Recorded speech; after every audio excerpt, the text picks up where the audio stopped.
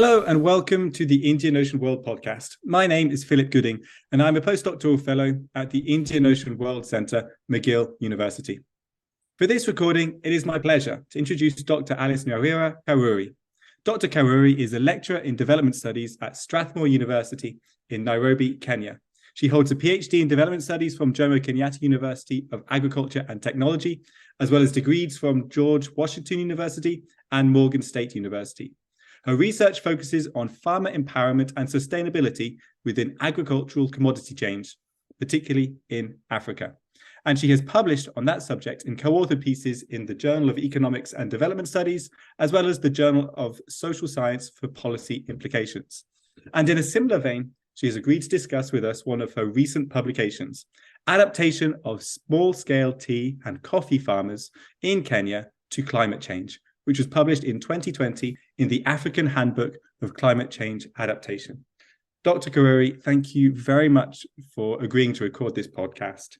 I just want to start off by asking you about your research in general. What are the challenges of climate change to small-scale tea and coffee farmers in Kenya? Or more specifically, how is climate change projected to affect temperature and rainfall patterns in Kenya? And what challenges will this pose or are already posing to small-scale tea and coffee farmers? Thank you very much, Dr. Philip, and it's my pleasure to be here. Thanks for having me.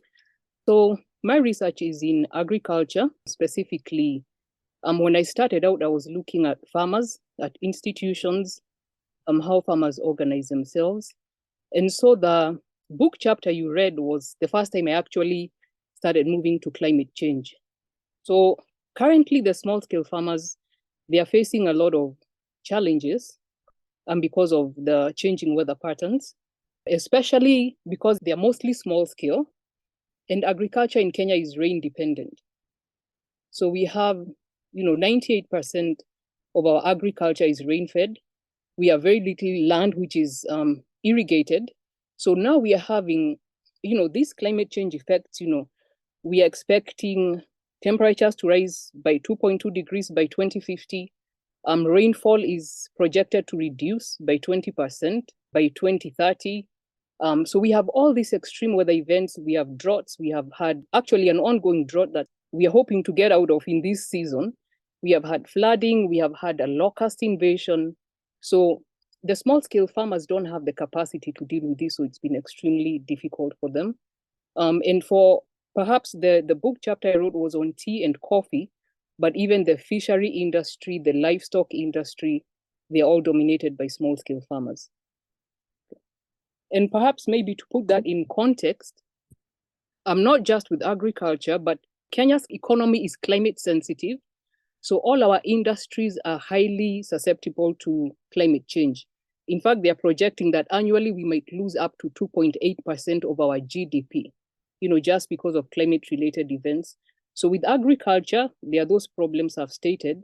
But when we come to the service sector, Kenya is heavily reliant on tourism. And of course, when there's droughts and the wildlife dies, and that's our main attraction. When it comes to manufacturing, electricity is our largest expense. We rely on hydroelectric power. So again, we have reduced rainfall, the electricity goes up. So it just affects all the economic sectors across the board.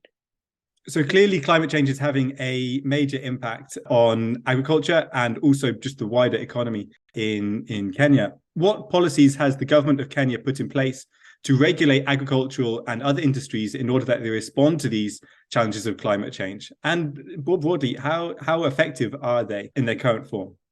So the policies, number one, we are signatories of a couple of international conventions. So in 1994, Kenya signed on to the Convention of Biological Diversity. We also ratified the Paris Agreement. In fact, we are projecting to reduce our greenhouse gas emissions by 32% by 2030. But there are other conventions combating desertification and so on. But when it comes to the national government, different industries, because agriculture covers so many sectors, we have our Ministry of Agriculture having its policies on climate change, productivity. We have the Ministry of Environment and Forest Services. We have the Ministry of Trade, the Ministry of Health, because malnutrition is such a huge thing, although we are an agricultural country. So we have all these policies which the government has put in place. actually Kenya is a leader in, climate change policy. Now, the enacting of it is problematic because we have an overlap of mandates between the different institutions, and also because there is competing industries, especially when it comes to manufacturing. We are having more and more investments with agriculture, and a lot of decisions made are politically based. So if it's something that's going to penalize investors or the population, then, so we've had, subsidies perhaps where they shouldn't be. So yeah, so we do have the policies on this. So for example, if I could just take the forestry desertification. So the Ministry of Agriculture had actually banned logging from 2018, temporarily lifted it. So there's those kind of policies on the ground where, even for example, in my rural area, for us to cut a tree on our farm and transport it, we need a permit. So sometimes they'll enforce it. But at the same time, we have poverty-driven desertification happening or logging. So, firewood is our main source of fuel in the rural areas. So that will happen. Landless people will encroach. So there's this kind of balance between the policies we have and how do you affect them, when people's livelihoods are depending on them. You point to a really interesting thing about certification, and this is something that you actually turn to in your chapter on small-scale tea and coffee farmers. You noted in that chapter that certification in the coffee sector is not as extensive as in the tea sector. Could you explain why this is the case? And I suppose what consequences does this have for each sector's capacity to build effective, adaptive or mitigative strategies to the effects of climate change? Yeah, so as you mentioned, tea and coffee are our major cash crops. So the tea sector is heavily certified. In fact, now it's projected about, at some point it could have been 100, but now 85% of all tea produced is Rainforest Alliance certified. In the coffee sector, it's much different. The main factor that drove the certification of the tea sector is the presence of Unilever. So multinational corporation, they own huge tracts of tea, their own tea farms. However, they're also a large buyer of, small-scale tea production. So around 2007, Unilever came out, said all the tea we buy has to be Rainforest Alliance certified. And because they're such a major buyer of the tea, then it drove the farms to, to get certified. So by 2015, they were all certified. Unilever did help with capacity building. That's 8 years of getting people to get to that standard. I come from a tea growing area, and we actually own a tea farm. So, I was asking my mother about this, your Rainforest Alliance certified. She had no clue what that was. The only thing she knew is, some people came around from the factory and told us we need a shed so the workers cannot be rained on. We need washroom facility. We need to lock up our chemicals. So they understand, the things they should do, but, that it's a certification scheme, that hasn't really trickled down. So the tea sector is also centrally organized. So all small-scale tea, everyone has to be registered to a tea factory. It's under the Kenya Tea Development Authority. So it's very easy to kind of harness everyone. The coffee sector is more fragmented. So there are thousands of factories, more than 600 cooperatives, as opposed to tea that has only 66 factories. So kind of getting everyone on board was more difficult. And then additionally, every coffee cooperative gets their own certification. So some will do fair trade, some will go for a different kind of certification. And because there's no buyer who is, telling them, I'll buy your coffee, then it becomes their own expense. And certification can be very expensive. So $10,000 for a small coffee cooperative is too much, paying for the audit, keeping up with all the requirements. And that would make sense if they were making these investments and they have a sure market and they have sure prices, but the world market for coffee is extremely volatile. So you put all this effort into certifying your coffee and it's, there's no return for it. And again, you can actually certify your coffee and there's no demand for the certified coffee. So actually in the coffee industry, quality trumps certification. So when buyers come around, they're not necessarily looking for certified coffee. It's like, what's the cup? Is this a good cup? Is this a good quality grade? That's what they're going for. So unlike in the tea where, you have Unilever driving this. That's fascinating. One of the things that I think, you're pointing to a really important role for Unilever in particular, but also possibly to fair trade for coffee. And there seems to be like a big juxtaposition here between these massive multinational organizations on the one hand and small-scale tea and coffee farmers. What is the relationship between these giants of international trade and small-scale tea and coffee farmers in Kenya? And I suppose what organizations and strategies exist to mediate between these groups who I think regularly have divergent economic and sustainability interests? Right. So as you can imagine, the power asymmetry between small-scale farmers and the MNCs is extremely huge. So these are multi-billion-dollar industries, and then you have small-scale farmers. So even going back historically, you have this large-scale, like Unilever has their tea farms. We have other multinationals, Finlay's, and others, especially in the tea sector. The coffee sector, not so much. But you have these multinationals who have been accused of taking land which, came from the white settlers. It's like the MNCs just took the place of the colonialists. So there has been that issue of the historical land injustices. But then again, when you have one multinational being a key buyer, then, how do you negotiate? So that is one thing. For example, our president has talked about that we need to be selling our product with value addition. So with the multinationals, and it goes back to the colonial issue that we were producing for empire. And it seems we are still producing for empire, only now that it's, other developed countries. But what happened, just as with the colonial regime, we saw people just cash crops being exported under primary commodities. So even now, the multinationals will import primary commodities. So if we take coffee as an example, only 5% of our coffee is sold processed. And by that, I mean that it's been roasted, it's shipped out value added. For tea, it's even worse. It's like 3.7%. So we are exporting the primary commodities, it's value added, and then we re-import it. So, here we are, a coffee producing country. You go to the supermarket and the coffee brands are multinationals. That's what we have on the shelf. And even a coffee farmer, because my PhD research was also in coffee, a lot of coffee farmers could not afford to walk in a cafe and buy a cup of coffee. That was beyond their means, and yet they're the producers. Some had never even drunk. Like, they would kind of try and roast it. Some of them, actually gave me a cup of coffee, and it was terrible because it's not even brewed right. So they are producers, but they don't consume this. So there's also asymmetrical power relations. And I would add that they are vertically integrated. So like for the tea, you have them integrating down to the farm level. But even with the coffee chain, even though the small scale farmers own the land, you'll find there's collusion between the millers and the marketers and the buyers. So you have all this kind of monopoly happening. So you have major buyers who come. So interestingly, some of the mediators have been human rights organizations. So like there's an interesting report. It was published by the Kenya Human Rights Commission, and it's called Robbery Without Violence. So it was just detailing, and now this has nothing to do with the multinationals, but they were talking about the governance of cooperatives and how much mismanagement there is. But we also have other human rights organizations who have spoken up on human rights abuses. Recently, BBC had a documentary on the tea farms, which are run by one of the big multinationals.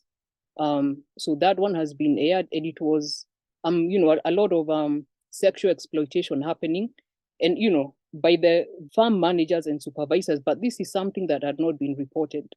So you kind of have that mediation coming in between the MNCs and farmers, because it really boils down to issues of injustice, whether it's economic, political, social, even going back to the historical land grievances, who owns what land.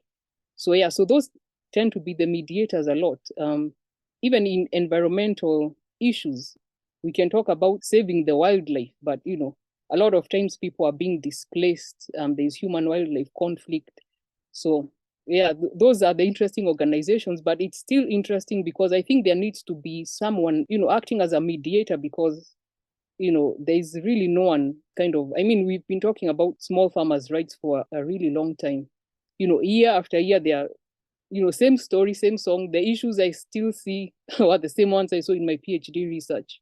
So there's a lot of power with the multinationals. You pointed to a lot of things which I personally am very interested in as I kind of introduce myself as a historian.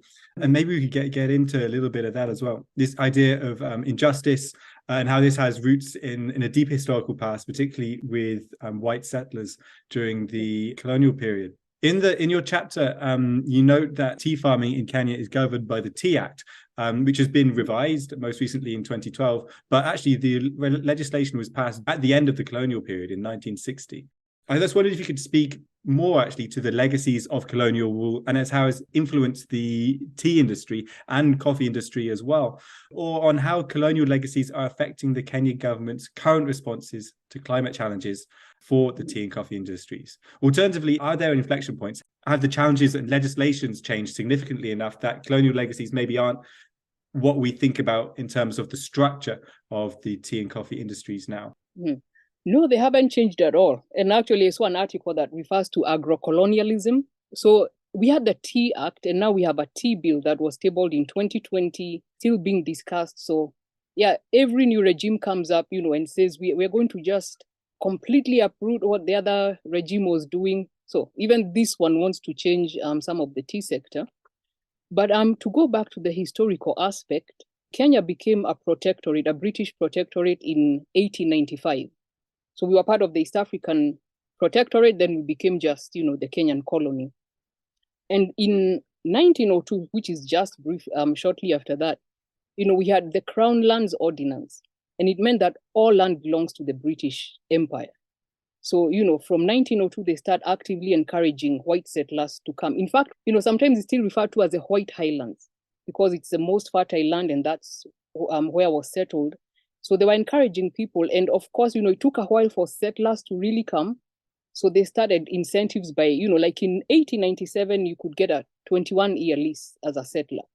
Then 1902, when they have the Crown Lands Ordinance, they're like, we are going to give you a 99-year lease. By 1915, it was 999 years, which now is the issue going on with the MNCs. Like, we have a lease for this long and who's, So we have these incentives. So initially, settlement was around the Kenya-Uganda railway line. So, and of course, we had the Asians who had been brought from India to build the railway line, who, as a side note, were given British citizenship, when independence came. But the other Africans who had been brought over from South Sudan and so on were not. So we have this settling, but later now they open up the White Highlands. So there are settlers who are coming from South Africa. A few, Jewish people escaping the Holocaust, come. But, these kind of incentives begin to really pick up after the First World War. So we have resettlement from British soldiers who are fighting in World War I. So they are given settlement. So about 1,000 of them come. So as they came, then Africans had to be displaced, from this area. And the farms need labor, so then there's taxation imposed on Africans. So how do you pay tax? You have to go work on the farm. We have this, huge tracts of land only for white settlers. By 1939, the government says, you cannot lease land if you're not a European. So now it further marginalizes people. So they are being pushed into these reserves. Asians are mostly in the urban areas. But as time goes on, people talk of the Mau Mau War. We know the Mau Mau uprising, but their official name was the Kenya Land and Freedom Army. Mau Mau is just a name they got from the British. But the issue was land and freedom and the fact that we cannot be free if we don't have our land. So there is this uprising which, there was brutality on both sides. But, with this state of emergency declared from 1952, violence, just extreme on both ends. So by 1959, that ordinance was removed. So they said, Africans can own land. Actually, that's when the state of emergency ended. In 1959, an African can own land, but how do you own land? So the first stipulation, which you had to go before an area board and make your case, is that you have the finances to actually run a farm. Then number two, you have to have a European who is willing to sell you the land. And then the third one, which was the most interesting, you have to convince that you can do agriculture. So you have to make a convincing demonstration of this, which, even now, we still have, MNCs and others saying this is how you need to farm. These are the fertilizers you need. So it's still an ongoing thing.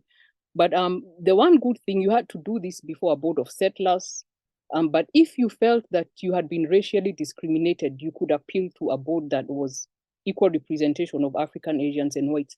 And, and fair enough, there were British administrators who are really looking out for African interests. So it wasn't all bad. There are people who are pushing for this. But essentially, the only Africans who could manage, are people who had finances, probably people who are colluding with the British administration. But even worse, is that when we got independence in 1963, land was not reallocated to the original owners, which is the reason we are still having all this post-election violence, every cycle. So, unfortunately, the first president, when land was allocated, gave to his own ethnic community. I'm part of that community, so I'm just stating it. But those are the people who are able to buy land. They were facilitated to buy land. So now, just all these years later, and you have white settlers who stayed, so still very large scale farms. So even up to now, it's very unequal. You have large tracts of lands. You have conservancies, which are thousands of acres, and which still cause conflict because you have pastoralists saying we want to come to the conservancies. Actually, in 2017, there was a British, he's a dual citizen, but he was murdered. On the other hand, you have, African activists being killed. So, this is 60 years down the line, we are still dealing with that. So, what happened is that when the settlers leave, then the large scale farms go to people who can afford them, who are part of certain ethnic groups. And then you have the remaining land then being just, allocated to, to kind of fragmented. And then also keep in mind, only 17% of Kenya's land is considered arable. So the rest is arid and semi-arid lands, which means the rainfall is below 50 centimeters. So only 17% arable. We have all these large-scale farms, everyone else. So, land is very expensive. So everyone else has to kind of fit in there. So then, of course, it's just perpetuated with the issue of succession. Our population, of course, has grown. And succession, normally goes by family line. So, what was once, even if it was a 20-acre farm, you divide it by your two sons, and then, so the land sizes are extremely small. I've spoken to farmers with only 50 coffee bushes, so it's very hard. Unless you come together as a group, you can't do it. But, just suffice to say that those inequalities are still there and more exacerbated now. And it makes it hard to now deal with climate change because we cannot make rational decisions, economic decisions. So conservation decisions are normally political, economic based. Land distribution is done on, elite capture and to please certain people. So yeah, it's still a huge issue. So climate change, the long term can't be dealt with when we are still dealing with the more urgent issues. So it sounds like, structurally speaking, tea and coffee farming has been basically built to be small scale and increasingly so over a long period. And I wonder, just in that context, are there organizations that enable farmers to benefit from economies of scale? And I suppose, have they been meeting and organizing to meet the challenges of climate change as well? So there's been a mixed effect. We have a Cooperative Alliance of Kenya, and they have about 14,000 registered cooperatives. So like the coffee industry has over 600. Different sizes, some have 15,000 members, others have 250 or 500. So they are able to harness the economies of scale in different ways. In tea, we don't call them cooperatives, it's just tea factory membership. So the tea has been able to harness this. So if I could give an example, with the tea sector, deforestation does happen sometimes for, extending the tea farm, but mostly the processing of tea, the drying takes a lot of firewood, and it's cheaper than electricity. So a lot of plantations have been cut for this processing. So the tea factories have been able to organize themselves, buy thousands of acres of land. They're planting eucalyptus trees, which are water intensive, but it's a start. And, giving seedlings to local communities. So around the tea sector, they've been able to organize and assist in this way. There was also a plan to do carbon credits for tea factories that, are using hydroelectric power instead of the firewood. So for the coffee sector, as I said, the organization has not been is not as good as the tea sector. So for them, it's mixed. With certification, of course, you have to meet certain parameters. But again, some of the parameters are not so much to combat climate change, but to increase productivity. And a lot of regulations in the agricultural sector are to increase productivity, increase your yields. So I think the tea sector has done better.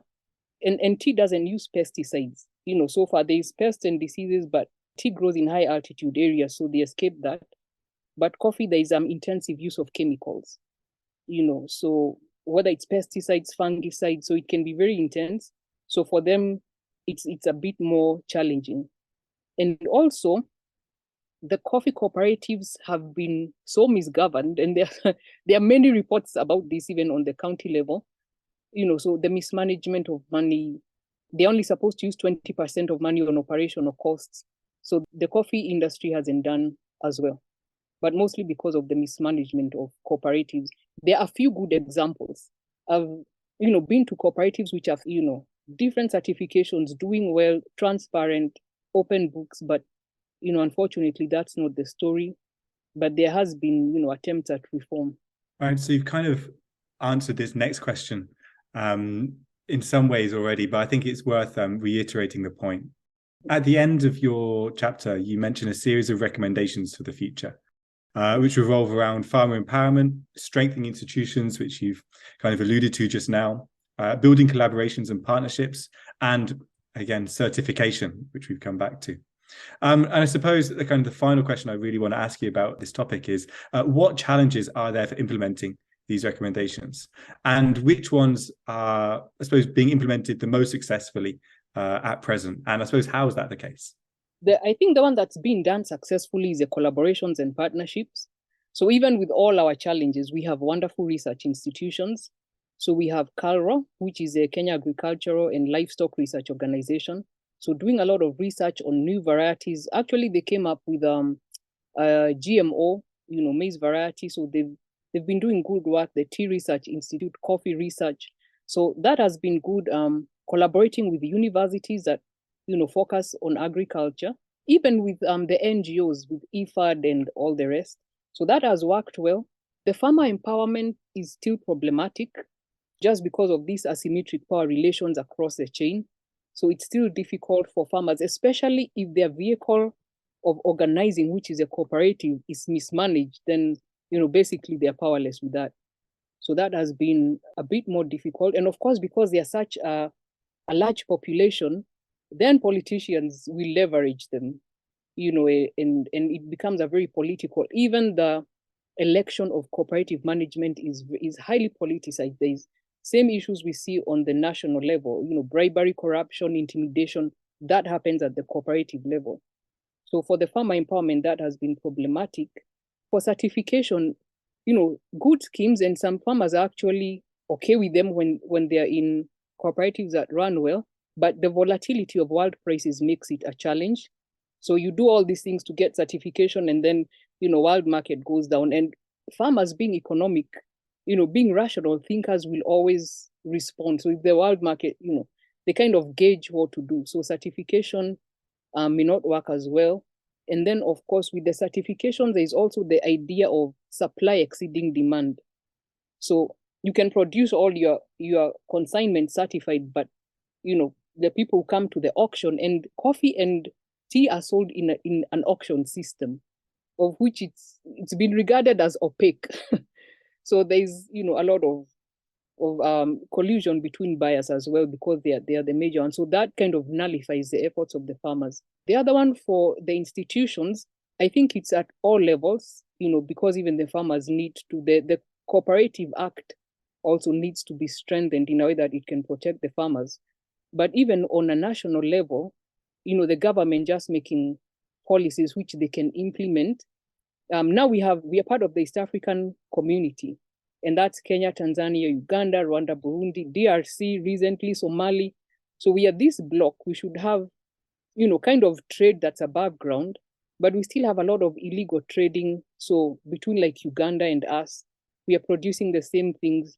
So even with our fertilizers for our agricultural input, some are banned in Kenya. You'll have Kenyan farmers crossing the border and getting them illegally. Then you have cheaper inputs in Uganda. So there is still a lot of strengthening to be done. But I think also, in Africa as a whole, our intra-African trade is so low. It's at, 16%. So, and when you think of the fact that Africa has 65% of all unused arable land, and currently over 30 million hectares under multinational corporations, so we are still in that primary commodities out and import, and it's easier to do business with Europe than with each other. So, Europe has over 60% intra-European trade. Asia is at 55%. But for us, we are not doing business with each other. And I think that is something that would strengthen, our capacity, even for agriculture, and to probably even have a voice. And the MNCs some of them have tried with their sustainability, but I think there's still a whole lot more to be done on all levels, globally, but even by our own government. Because if our governance structures are strong, then they can even mediate MNCs and the farmers themselves. Yeah, so challenges and good things as well. Well, thank you so much for that. That's really interesting. And I know our listeners will really value your comments here and your scholarship. And I do urge everyone who's listening to go ahead and read the chapter in the African Handbook of Climate Change Adaptation. And in that case, I just have one final question for you, Dr. Karuri. And I just want to know, what are you working on now? What can we expect to see, hear, read from you sometime in the future? Okay, so sometime in the future, moving to the maize sector. So currently, I'm the principal investigator for a research project. So it's a collaboration between Strathmore University and the University of Oxford. It's called the HESTIA project, and that's on harmonized environmental storage and impacts for agriculture. So the HESTIA project is just aiming to find out, what are the impacts of agriculture when you give farmers information. So it will comprise just, looking at the agricultural activities and then having a tool where farmers can monitor their agricultural activities. So how much is my greenhouse gas emissions, and later on, hopefully have an advisory engine, but just to see when farmers have access to this information, then how do they change their agriculture? So we are hopefully beginning around May, June to get in the field, but maize sector, but since my passion is agriculture all around, that is one thing. And it's good we had the podcast because it ignited my interest again on the economic justice issues. So I'll probably also be writing on that. Wonderful. I really look forward to seeing more of that research, particularly as I'm going to probably talk to you after this recording now. Maize is something that I'm interested in from a historical standpoint. But in any case, Dr. Karuri, thank you very much for agreeing to this podcast, for your answers to our questions, and for your research. I also want to thank as well Sam Glee-Riemann for organising and producing this podcast. And I want to thank you, the listener, for streaming or downloading. Once again, my name is Philip Gooding, and this is the Indian Ocean World podcast. We would like to acknowledge the generous support of the Social Sciences and Humanities Research Council of Canada. The Indian Ocean World podcast is produced under the SSHRC-funded partnership Appraising Risk Past and Present. The podcast runs in conjunction with the annual speaker series at the Indian Ocean World Centre at McGill University, Montreal.